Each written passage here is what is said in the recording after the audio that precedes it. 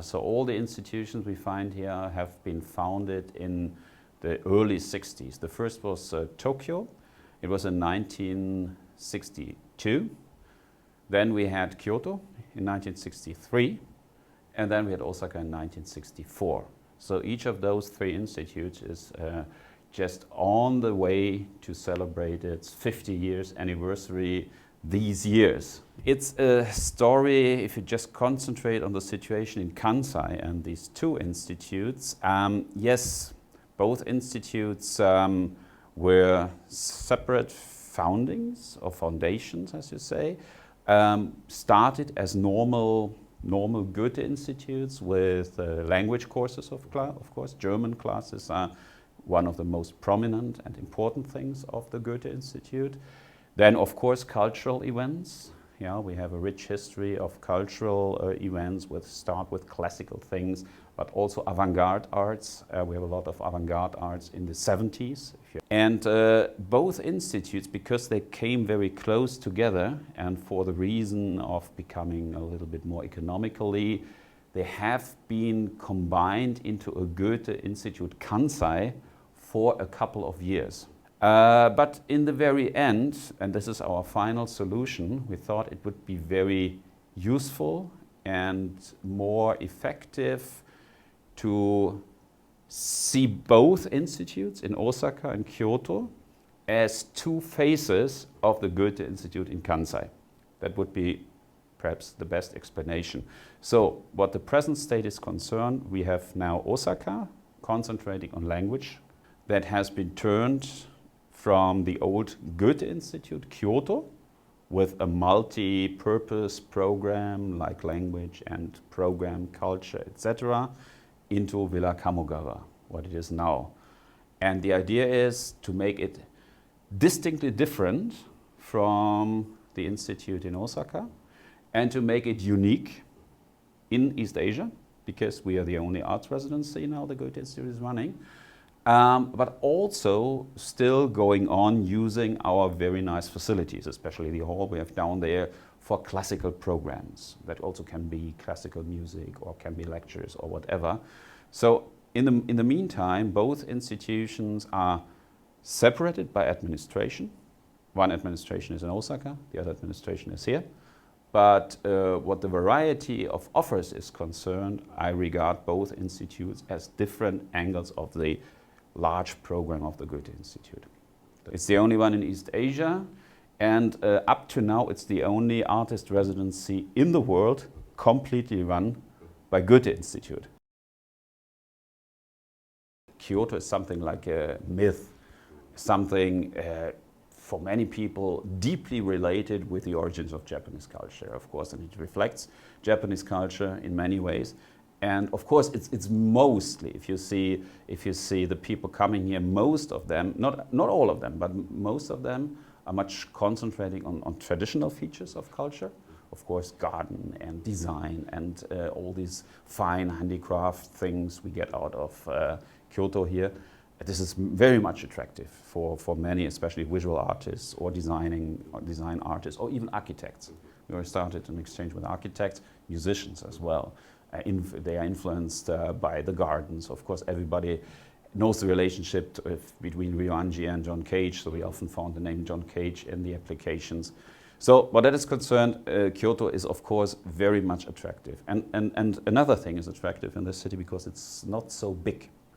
It's much smaller than Osaka, it's much smaller than Tokyo in size, so I think it's easier for the artists to get into deeper relationship with the city and to get it more receivable. They know the city is not so big, they can go anywhere, everywhere, and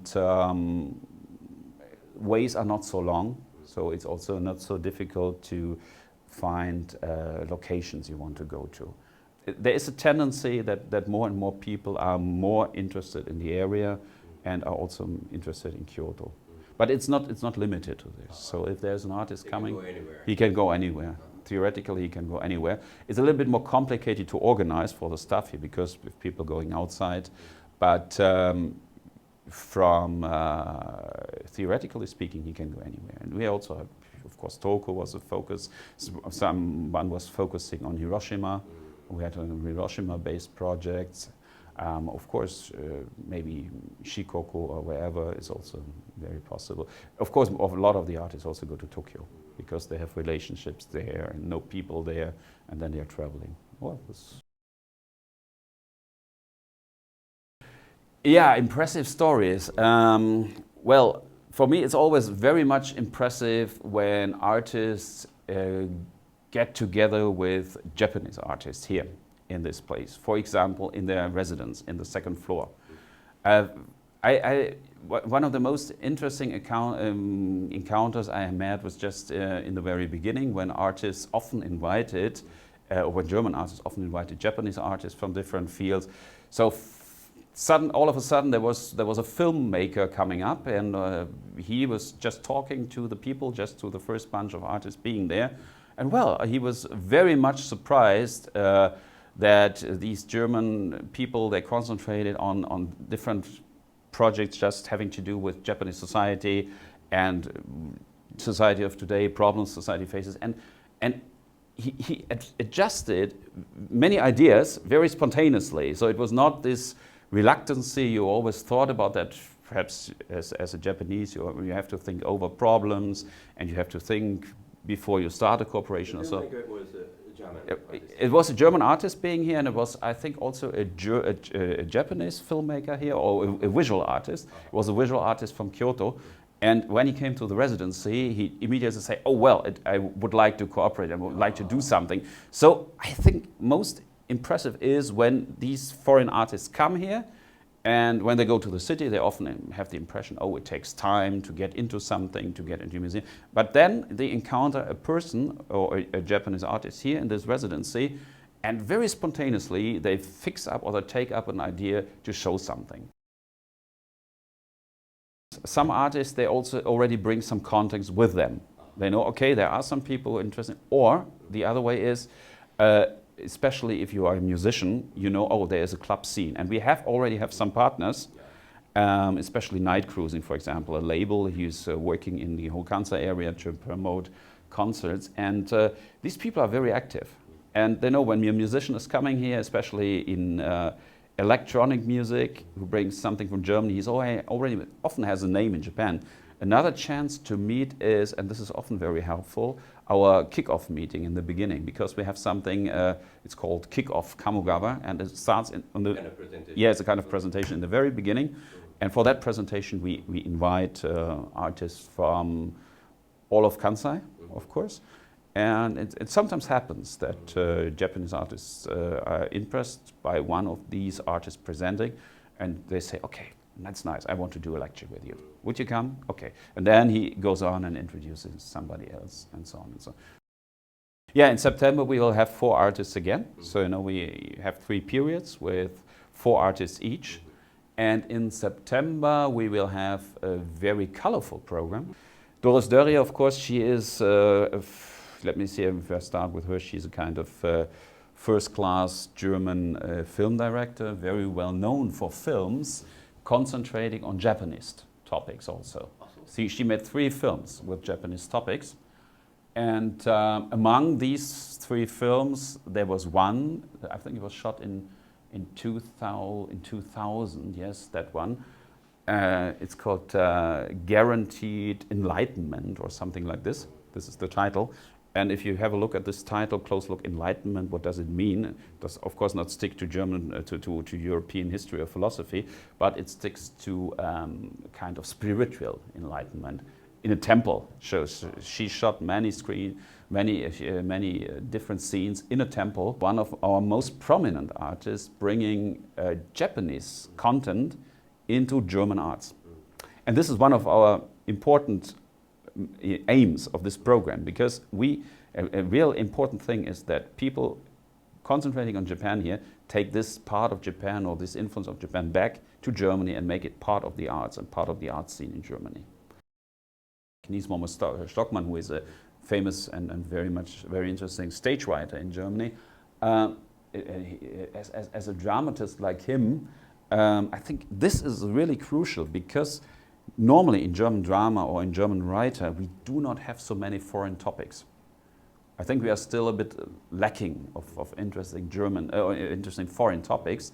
So most of these writing in other countries, maybe Japan as well, it's to have people here in writing or in writing processes to bring something really genuinely not European, in this time, or in this example, Japanese, back to Europe.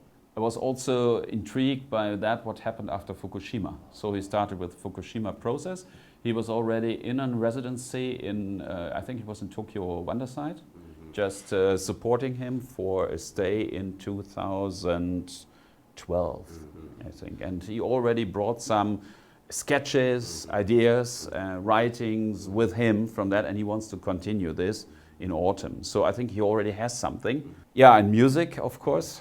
Like FDMIN, electronic, I do not have to say much about that because electronic is sometimes more, these people are sometimes more famous in Japan than they are in Germany. You see, they have the market here and they also have the fans here. So for people like FDMIN, I think it's interesting to come here. Yeah, and if it happens together with a partner who will visualize some of his works, or on the other way around, she has works and FDMIN would make the music for her works, it's even more impressive from, yes, for a wider audience, for example. Yeah, I think the best way to know about this place in the meantime, I think it's of course the internet, and it's the internet field, and also we have a more and more detailed mailing list. So if you have a look at our website, www.goethe.de/Kyoto, then you immediately find all the information, everything what is happening here. And if you just go to the website, you can register for a newsletter. And this newsletter will tell you everything that's happened. Is it in German? No, it's a Japanese. Yes, of course, we have Japanese newsletter. No, of course, because we want to attract the Japanese public here. It's normally it's bilingual, it's also in German, but it's mostly Japanese, and to attract Japanese people here.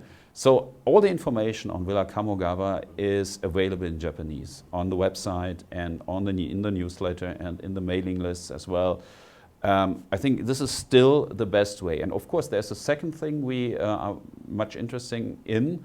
We do cooperate with the city of Kyoto in many ways, and we are a little bit eager to become a part or an important part of the Kyoto cultural scene. So that also will mean, there is not only, let me see, the Kyoto concert hall or something like that, or the Kyoto Arts Center, there's also Villa Kamogawa.